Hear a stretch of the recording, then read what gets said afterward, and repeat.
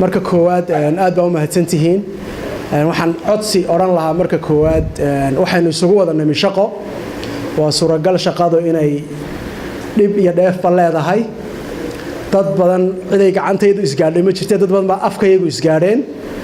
dad badan baynu u wada shaqaynay si adag iyo si jilicsan dad badan baynu shaqada isku qabsannay runtii qofna gurigiisa muu joogin shaqaynu isugu wada nimi dhammaanteed ay noo eg wada imanayd bahashana waa laga tegayaa adduunyada oo aakhira la tegayaa qofkii aan ku qaldamay ama qofkii aan isku dhacnay waxaan ka codsanayaa inaan isu saamaxno oo dhammaantiin inagoo cafi ah ku kala tagno wasaaradda idinkana sidaasaan idinka rajaynayaa taasi waa taa talabaad aad baan ugu faraxsanahay waqtigii badnaa ee aan wasaaradda ka soo shaqeeyey wixii aynu wada qabanay wax anigu keligay aan qabtay may ahayn anigoo aan waxbarashada hore u iman baan tan imi runtii dadaalkii ay idinku samayseen iyo kii aan sameeyey baynu isu geynay iyo kii wasiirku sameeyey tiim baynu ahayn wada shaqaynayey annaguna aanu idinku hogaaminaynay runtii waxaan isleeyahay meel wanaagsan ayaa soo gaadhsiisay wasaaradda waxbarashada oo waqtigii yaraa aynu joognay waxaynala soo kulmay arrimo waaweyn runtii sida arrimihii sagarka ee dabayshii duufaanadii imtixaanadii aynu galnay kormeerkii guud aynu galnay ardaydii oo runtii aad moodeen inaynu wax badan ka qabannay oo aynu ku guulaysanay marka waxyaabo fara badan oo runtii aynu ku guulaysanay baa jirta oo xagga sharciga iyo xagga waxqabadkaba ah ilaahay waxaan ka baryayaa halkii aanu gaarsiinay in wasiirada cusub wasiirka iyo wasiir ku-xigeenkuba ay halkii ka sii wadaan runtii waxaan aad iyo aad ugu mahadnaqayaa dhammaantiin special saaxiibkay Axmed Abukar oo runtii aanu raggaan hore u soo wada shaqaynay intii wasaaradda aanu joognay ee ishii u horeysay aniga wasiirkaba noo bixiyay ah isagoo 2 bilood oo dhowna la joogay la naga bedelay in maanta lagu soo celiyaa waxay ku tusaysaa baahida loo qabo wasaaradda waxbarashada inuu ku soo noqdo ay ka mid tahay runtii agaasimaha guud waa mashiinka dhaqaajiya wasaaradaha aad baan ugu hambaliyeynayaa waxaan kale oo hambaliyeynayaa agaasimaha guud ee tacliinta sare runtii nin qiimo badan oo diin iyo dadnimo ka muuqato loo muddo soo wada shaqaynayay iyo agaasinka dhan ee qaybta kamida waxaan kale oo aad iyo aad ugu mahadnaqayaa gobolada dalka aarooyada runtii saaxiibkay digaale aan muddo badan hadaan habeen wada hadal maalintii wada hadli jirnay minbar ilaa galbeedna aan soo wada marnay waxyaabahan xasuustay in aadka u doonayeen u hambaliyeeyo waxa kamid ah gudida komishanka tacliinta sanoyeedana si wanaagsan u wada shaqaynay oo niman way araga oo aqoon leh oo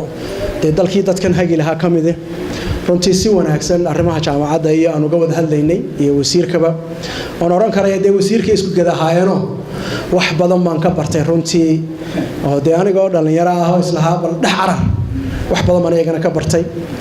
wasaaradda waxbarashada dhammaanteed hablo inamo dhammaan ilaa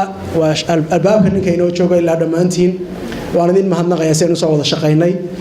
aad iyo aad baan idinku faraxsanahay waxaan isleeyahay tallaabo wanaagsan mar haddii la idin keenin macallin ahaa isagana oo sidii wasiirkii waxbarashada hore nin weyn oo waayo araga oo isaguna uu la socdo ninka boxerka ee xoogga weyn arkaysaan oo isagana aan leeyahay mujaahid madaala kale oo wasaaradda waxbarashada soo kordhay buu noqon doonaa haddii la hayraa runtii waxaan aad iyo aad ugu mahadnaqayaa Ismaaciil oo dhowr kaftana ka yeeliyo sunnaha wasaaradda waxbarashada ay ahayd ninka wasaaradda waxbarashada yimaada wasaaradda maaliyadda uu taga doorkan malaade in yar baynu la signay wasiirkana waynu gaari doonaa war maray rag hore wasiirahay iyadana waynu ka daba tagi doonaa insha Allah waxaan ballan qaadayaa taa aan tagay tanba inay ii siman yihiin subaxii markaan soo shaqo taga runtii lacagta iga barato anoo soo laaban baan arkay haddaan socodkayda ku badiyana horanina muxuu kaga tagay wasiirku meesha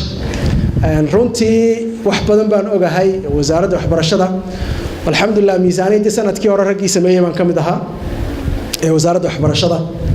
wixii qayla iyo rafaad iyo hawl laga dhacayna waan ogaa daraadoon wasaaradda review ku sameeynay gelankii dambe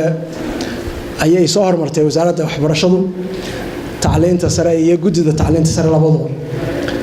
runtii waxaan tan anigu baa iskala cid kale yaanay ka hadlin intaas horta intaas waa waxtar intaas ay idinku filan runtii waxaan ku dadaali doonaa haddii la yiraahdo inaan iyagana madaxdan u yeeri doonaa guddida tacliinta sare iyo wasiirka iyo agaasinka inaanu